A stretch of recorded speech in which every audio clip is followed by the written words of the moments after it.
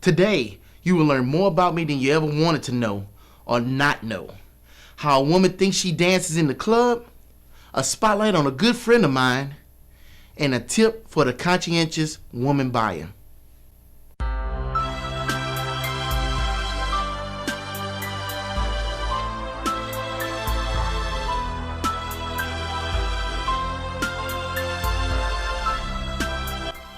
This is Mr. Durite at y'all one more again, and I'd like to welcome you back to our show. The topic is, we hit over 8,000 views last week, and that couldn't have happened without you, so thank you.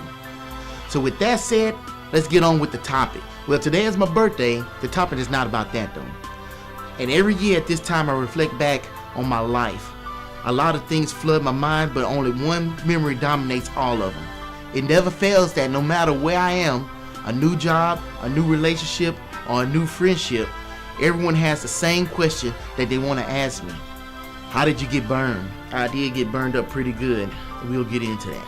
I would only tell people very close to me. Now I'm at the point to where I'm ready to tell everybody my story, whether they want to know it or not. It all started on a Wednesday, February 27, 1990. At the time I was working construction. It was raining that day, and it didn't really have a whole lot for me to do. So I called my girlfriend at the time, told her that I was getting ready to come home, so they didn't have nothing else for me to do, so they were sending me home. Well, the drive is only 10-15 minutes. I called her, I jumped in the car, and I got home. Well, when I got home, she was under the impression that I was messing around on her, that I had stopped at my ex-girlfriend's house, messed around with her, and then came home to my current girlfriend. So she dropped me off at work and she drove me home many times. So I thought that was kind of funny how she would think that in that 15 minutes I could have done that. Now this is pre-days of cell phones and everything. I mean, I didn't have no cell phone back then, so I couldn't just call on the road. But the one thing that did exist was call ID. And for sure, you looked at the call ID, it showed that I called from work. But we're not gonna get into that. You wanna know how I got burned. From there, the argument ensued. Things got heated, but this day was way different because this was the first time that I actually had a leg to stand on during an argument. And and I almost wish I didn't have a leg to stand on that day, because if I didn't, then I probably wouldn't have got burned. But who knows, maybe something like that would have happened anyway. Not like we had the best relationship. It seemed like we was always fighting. I was always on the receiving end. I mean, don't get me wrong. I know I need to defend myself, but men are also taught you're not supposed to do anything to women. You're not supposed to hit women. You're not supposed to do things like that. So, but nobody ever teaches you, well, when a woman is knocking you upside your head, that you need to do something. And it's like, what can you do? I mean, if you call the cops going to immediately think that you the one started it, or you did it to her first, she defending herself. And it's kind of, it sucks you. It puts you in a real bad situation. It's like, what can you do? If you hit her, you're going to be in trouble. If you don't hit her, you're going to be in trouble. If you call the cops, you're going to get blamed for it. What options do you have? You know, it's almost to the point to where I don't even know.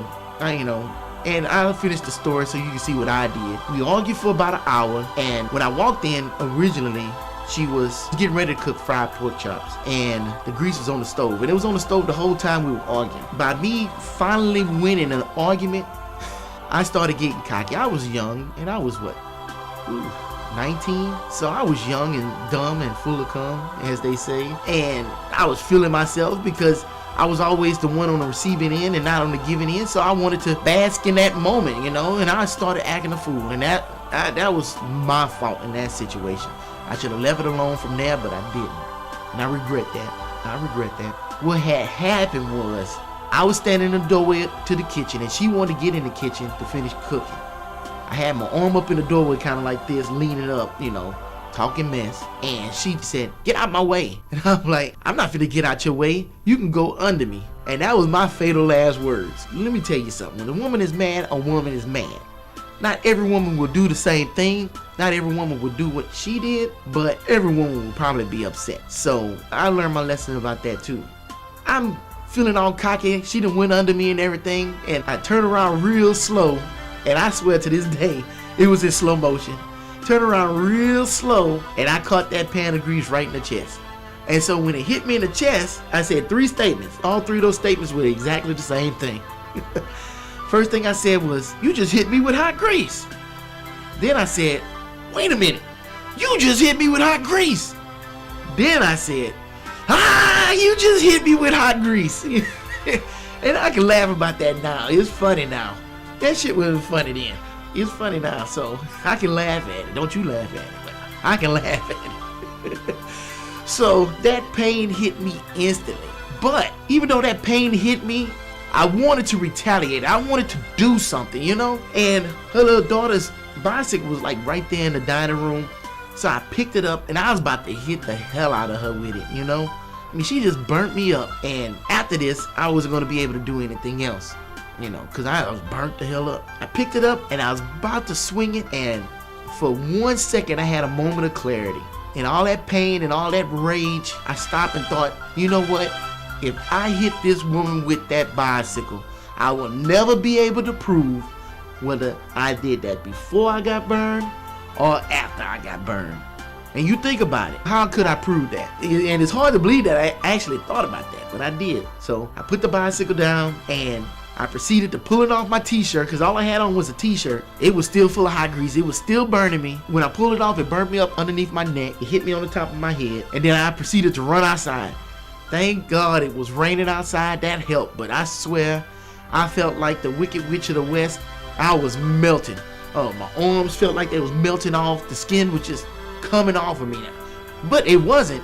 But that's what it felt like. I hit the front door. The front door had like 3 padlocks on it, a chain on it and everything.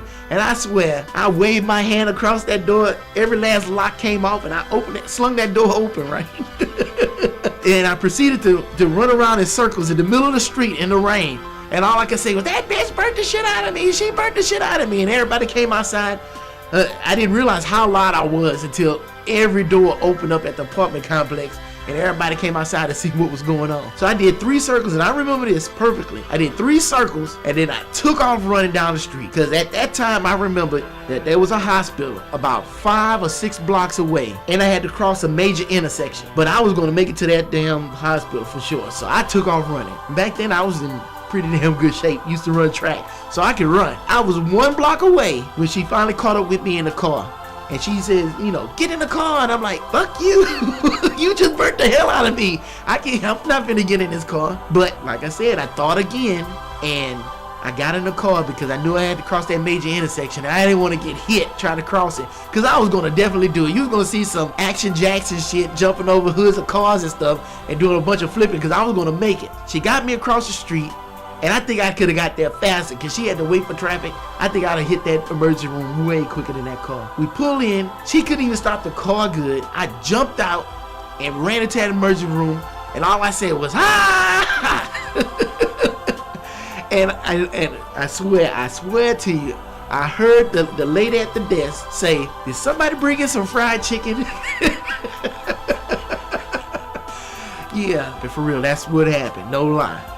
So they brought me back in the back. They were putting cold rags on me because I realized there's not a lot you could do for a burn victim. I mean, they say they burning, but where they burning at? I swear, I thought my whole body was on fire. So they put cold rags on me and everything, and I'm up here, I'm on fire, I'm on fire. However, my body was saying, fool, you are in shock and you are cold as hell. My teeth were chattering, my legs were shaking, my hands were shaking, I was stiff. It was funny how I remember all of that, but man, tell me you don't remember the most traumatic day of your life. But I think I needed that. I learned a lot of things that day. And the one thing I take away from that experience, and it pains me every time I hear somebody say it, because for years I heard the same thing when I told a story. So what did you do to her? I know you did something to her. You know, I know you got her back. No, I didn't do anything. Oh, what you mean? If it was me, I would have done this and I would have done that. And I throw the bullshit flag on that one. Bullshit flag, because you don't know what you are going to do until you put in that situation. For real, I didn't know what I was going to do. I would have said the same thing everybody else was saying. Oh, I'd have done this, I'd have done that. You know what? When that grease hit me, it was like do or die right there. What's going down? What's going to happen? And I think I made the right choices, for real. When I did go to the police station and file the report, first thing they asked me, 2 detectives, and they leaned in towards me and everything, kind of looked like Law and Order a little bit. So tell us, what did you do to her? Did you hit her? Did you beat on her? Were you beating on her and stuff? No, I ain't never beat on that woman a day I was with her. If I hit her for any reason, it was to get her off of me. I mean, shit, she was the dominant person in a relationship. That was the first and last time I was in a dominant relationship like that. I mean, it was rough. You know, I got hit with hammers and things like that, but it didn't change the way I treat women, though it did have a big effect on me. And I had to get away from that. It was bad. That's part of the story. I mean, I ain't tell you everything. I didn't tell you the recovery side of it.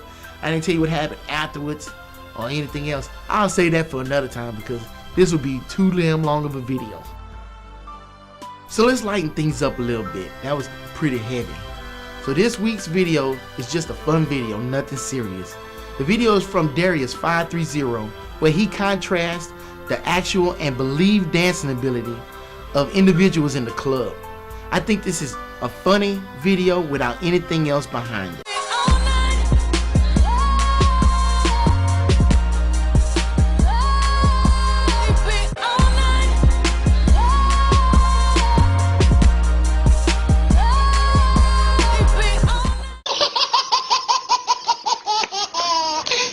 I think this dog got some real good moves. Every time I watch this video, I crack up. I don't know about you, but that's just a funny video. When I spotlight someone, I want to promote what is special about them that inspires me to be better. So my spotlight this week is of a wife, mother to a Beaumont native, an intercessor, and a clergywoman that loves serving the Lord, who loves her mother and her family, and believes that 2014 will be a God has been so good to me until I don't recognize myself anymore year. Here's Chanel Jones doing her thing in Tuesday Morning Praise. We're gonna go back to some Donna Lawrence and Rodney Bryant. Somebody needs to know He'll keep you in perfect peace, whose mind is stayed on me. Here we go, clap your hands like this. He'll keep you in perfect peace. Oh yeah, just keep your mind stayed on Him. He'll keep you in perfect peace if you keep your mind on Him. Oh, yeah, that's my song. Yeah.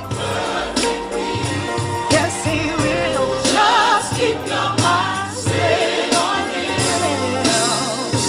He'll keep you in perfect peace if you keep your mind on Him. Come on, y'all. This is Mr. Durite at you again. Thank you again for watching the show. Thank you for the views last week. There's a million videos out there that you can watch, and you chose to view this one, and I appreciate you. Like our video and subscribe to this channel. And don't forget to check out our Facebook page at Durite Productions. See you soon.